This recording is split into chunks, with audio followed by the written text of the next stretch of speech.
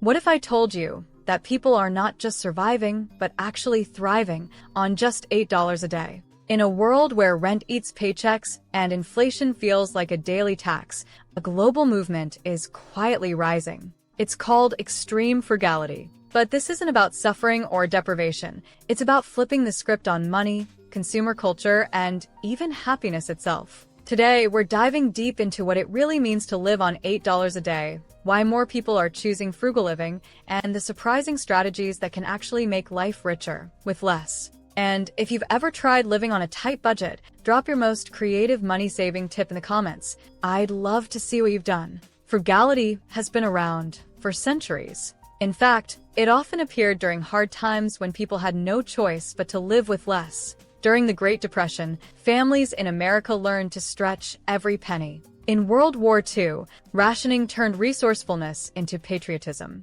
Living frugally became an act of patriotism. And in Japan's Edo period, the idea of madanai, meaning don't waste, was a guiding philosophy that shaped daily life. Today, and we're facing a different kind of pressure: soaring rents, shrinking paychecks, and rising food costs. But unlike the past, frugality is now a choice for some and a survival skill for others. It's becoming a global lifestyle movement, not just an emergency measure. If you're new here, make sure to hit subscribe. We explore money, psychology, and videos that help you live smarter with less. The psychology of living small. Why would anyone choose to live on less when the modern world pushes us to want more? The answer lies in psychology. People who spend less often report feeling happier. Why? Because frugality reduces stress. No endless shopping decisions. No drowning in debt. Psychologists call this decision fatigue relief. Another reason is control. Many people today feel overwhelmed by debt, rising rent, and job insecurity. Choosing frugality gives back a sense of power. Instead of money controlling them, they control how money is used. Take Anna, a 25-year-old digital nomad in Lisbon. She lives on about $8 a day, eating $2 pastel de nata breakfasts, sharing a co-working space, and using public parks as her gym. To her, frugality isn't sacrifice, it's freedom. There's also the emotional benefit of gratitude. When every purchase is intentional, people tend to value what they have more deeply. Small pleasures, a shared meal, a walk in the park, feel richer. And studies back it up. Cutting spending doesn't just save money, it creates mental space. Living small can actually make life feel bigger. Would you ever try living on just $8 a day for a week? Comment yes or no below. I'm curious how many of you would take on the challenge. What does $8 a day look like today? The answer depends on where you live. In Bangkok,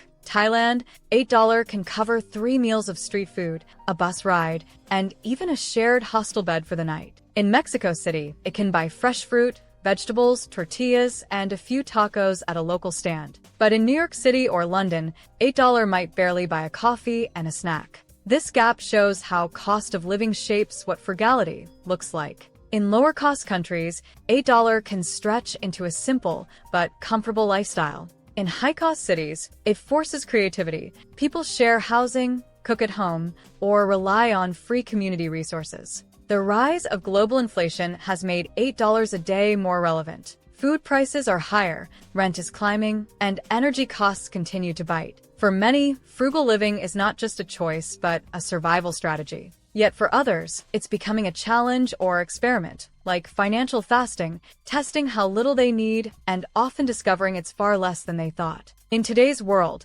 $8 a day is not just about survival. It's about finding new ways to live with less while still creating meaning, joy, and connection. If you're enjoying this global perspective, hit that like button. It tells YouTube to show this to more people looking for smarter living strategies. Extreme frugality strategies that actually work. Extreme frugality doesn't mean misery. It means finding creative ways to stretch every dollar while cutting waste. Here are strategies people are using today that truly work. Freeganism. Some people collect edible food that supermarkets throw away.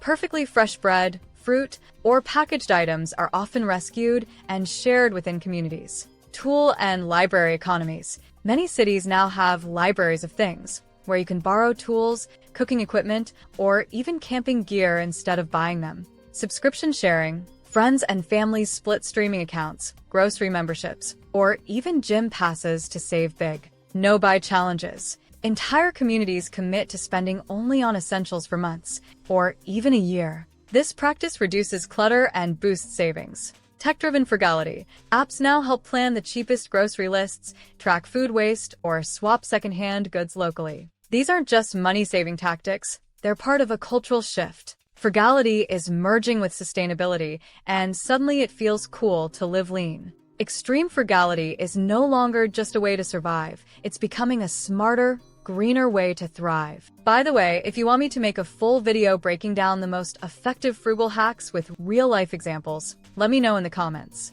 Technology and the new frugality. Technology is often seen as expensive, but it has also made frugal living easier than ever. Apps can track your spending, plan the cheapest grocery lists, or even suggest meals based on what you already have at home. Platforms like Too Good To Go let you buy leftover meals from restaurants at a fraction of the price, while swap apps allow you to trade clothes, furniture, or even skills without spending a dollar. Digital nomads use free Wi-Fi spots instead of pricey data plans, and AI-driven budgeting tools are replacing old-fashioned spreadsheets. Even social media plays a role. People share secondhand finds, coupon codes, and low-cost hacks that spread globally in minutes. Technology, often blamed for making us spend more, is now helping people spend less. In a way, extreme frugality is becoming digital and global, blending old wisdom with new tools. The social side of frugality. Frugal living may sound lonely, but today it is becoming a social movement. Around the world, communities are forming around the idea of living with less. Online, influencers share their no-spend challenges and creative money hacks. Millions of people watch, learn, and join in. Frugality has become something to be proud of, not ashamed of. In many cities, community projects are growing. Repair cafes invite people to bring broken items, like toasters or old bikes, and volunteers help fix them for free. Free stores operate without price tags, letting people take what they need and donate what they don't. Community gardens bring neighbors together to grow fresh food and cut grocery bills. In Berlin, students share communal kitchens to cook in bulk. In California, eco-collectives host clothing swaps instead of shopping. In Spain, retirees run co-op gardens that keep costs low and friendship strong. This social side of frugality makes it more than just a money-saving habit. It becomes a form of connection and resistance. Resistance to consumer culture, resistance to waste, and resistance to debt. For many, being frugal is not about being cheap. It's about taking control. If you've seen a cool frugal living community where you live, share it in the comments. I might feature it in a future video. Is $8 per day a path to freedom or limitation? Living on $8 a day raises an important question. Is it freedom or a limitation? Of course, $8 a day isn't always glamorous. For some, it's empowering. For others, it's exhausting. The line between intentional frugality and unhealthy deprivation is thin. Choosing frugality gives them control, freedom from debt, and a lighter lifestyle. For others, it's survival, with no choice but to cut every corner just to get by. Extreme frugality walks a fine line. Done intentionally, it can open doors to happiness,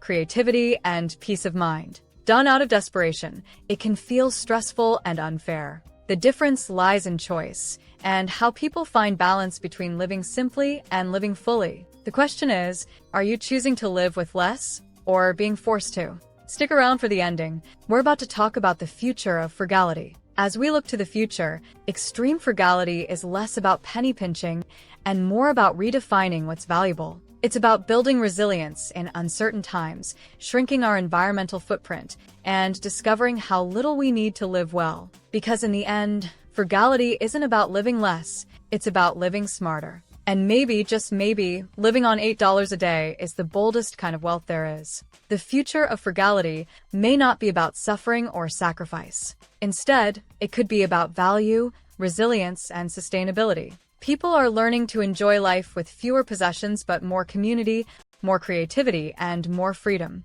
Living on $8 a day may not work for everyone, but it challenges us to rethink our habits. Maybe wealth is not about how much we spend, but how little we need to live well. Extreme frugality shows us a powerful truth. Sometimes, less really can mean more. If this inspired you, hit subscribe, tap the like button, and share this video with someone curious about minimalism or frugal living. And remember, wealth isn't how much you spend, it's how little you need to live well.